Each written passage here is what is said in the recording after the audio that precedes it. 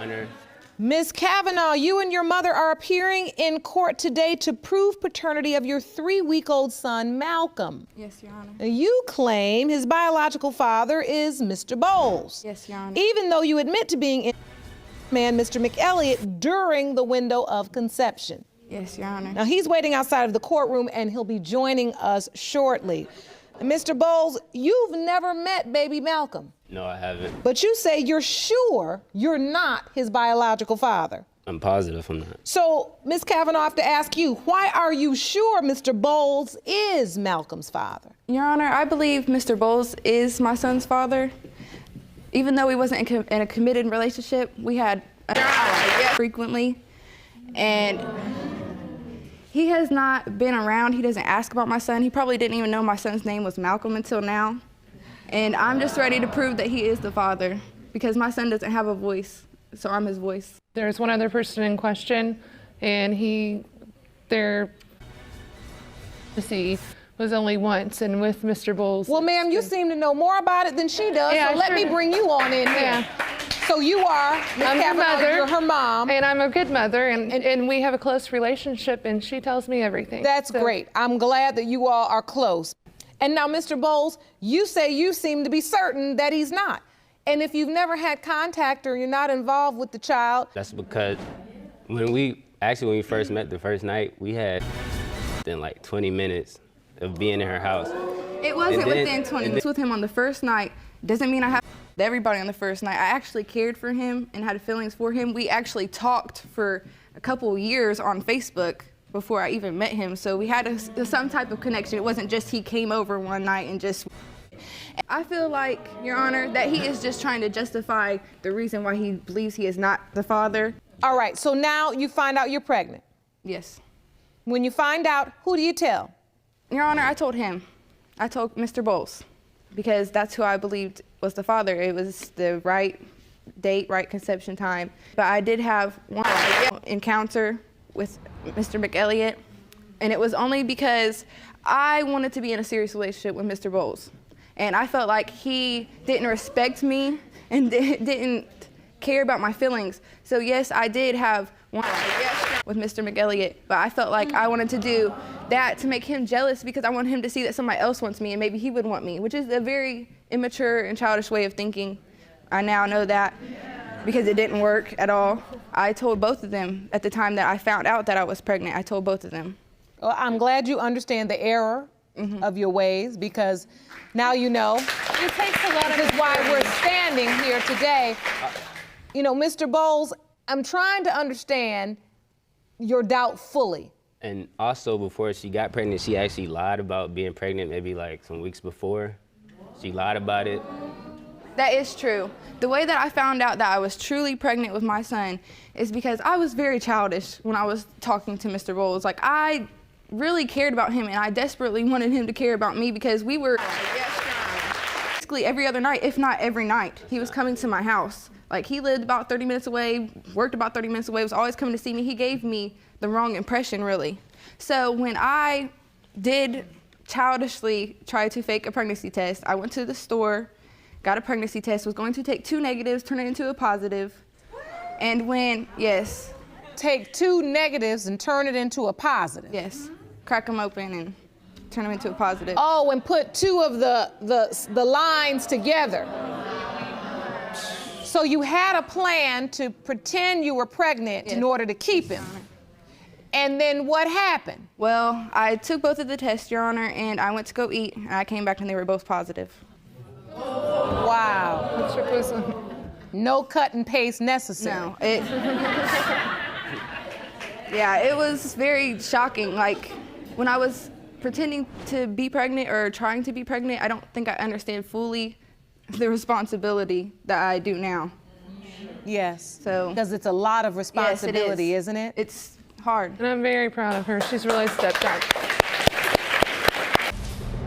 I just don't understand his reasoning. Like, he was acting like he was the father, but when I told him I wanted to be in a committed relationship, I said I don't want to have in a committed relationship. I was just tired of it. I was done. I didn't want him to disrespect me anymore. I could be carrying your child and you just disrespect me. I told him I didn't want to have more until we're in a committed relationship. We fell asleep because I was tired. He wakes me up at 3 o'clock in the morning and tells me he's going to go have another woman. What? Yeah, so You wake her up to tell her that? First of all, we was just friends, so I so can just leave and because I go was asleep, wherever. that justifies what you did? We wasn't together, so I can leave and go back to my house and do whatever I want. This was about the first month that I was pregnant.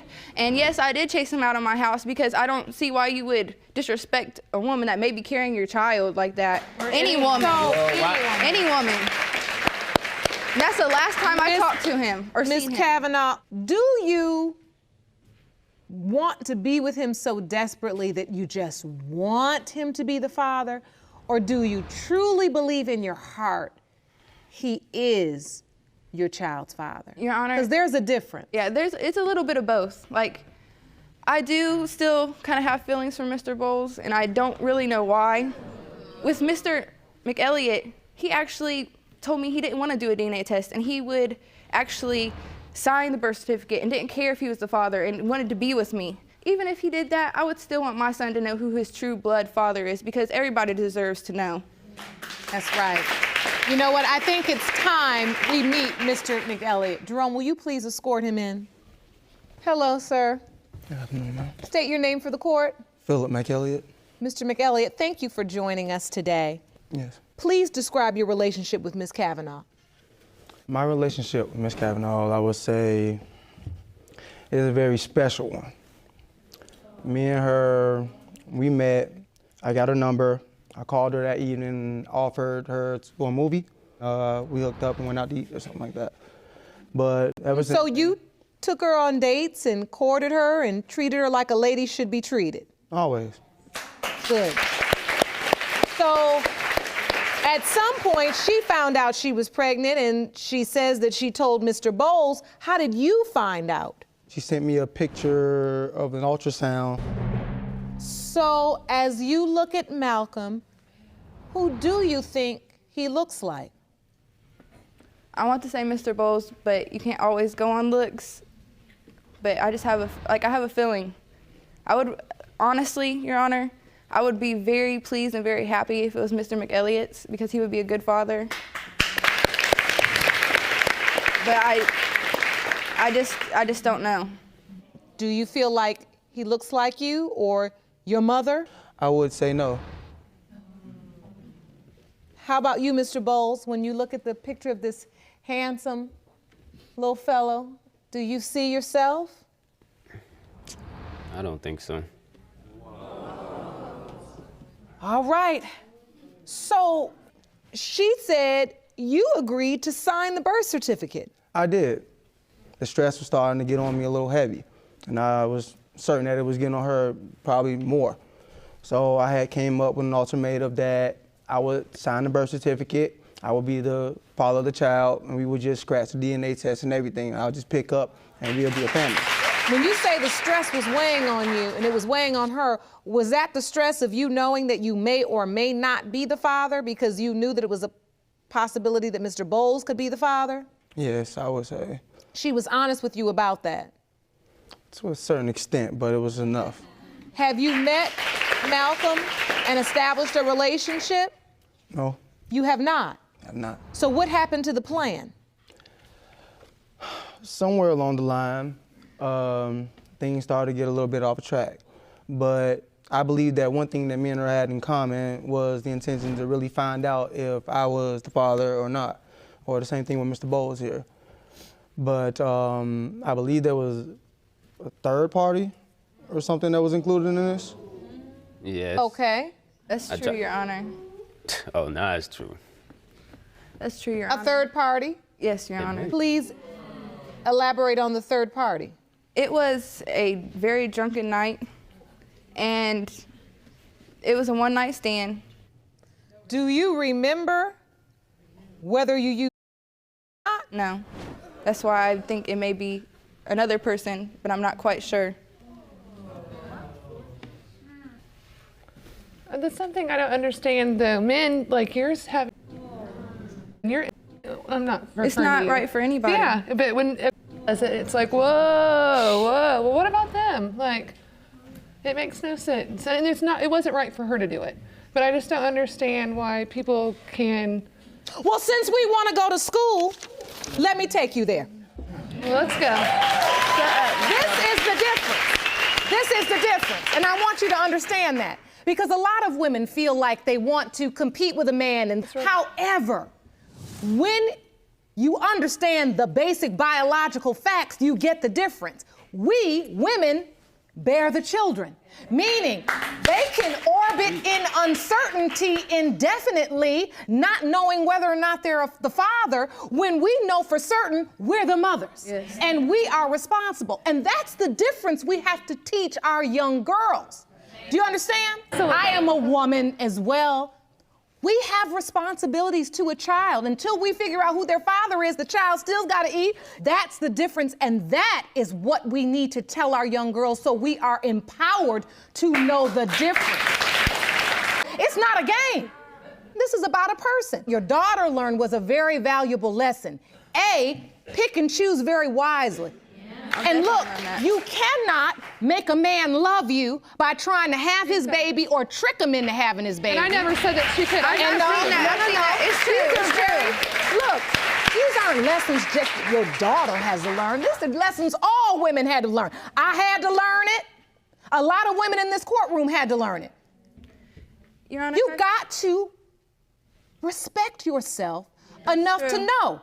If he don't want you, leave him alone. That's true, Your Honor. That's it. That's it. I think it's time for the results. Jerome?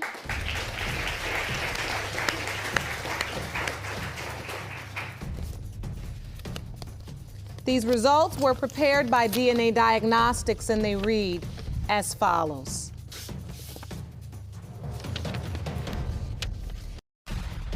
In the case of Kavanaugh v. Bowles McElliott, pertaining to whether Mr. Bowles or Mr. McElliott is the father of 3-week-old Malcolm Kavanaugh. Mr. McElliott, you are not his father. Apologize. Mr. Bowles, you are not his father. I'm sorry. Calm down. I'm sorry. I'm so sorry. I'm really sorry. I didn't mean to put you guys through all that. I am hoping that you still pursue Malcolm's biological father. Do you know who that is? Is it that third person, or do you not know? It's the third person. Okay, do you know where he is? No, Your Honor. But I want you to continue to try to find your child's father, because it's important. It is. It's important for Malcolm, okay?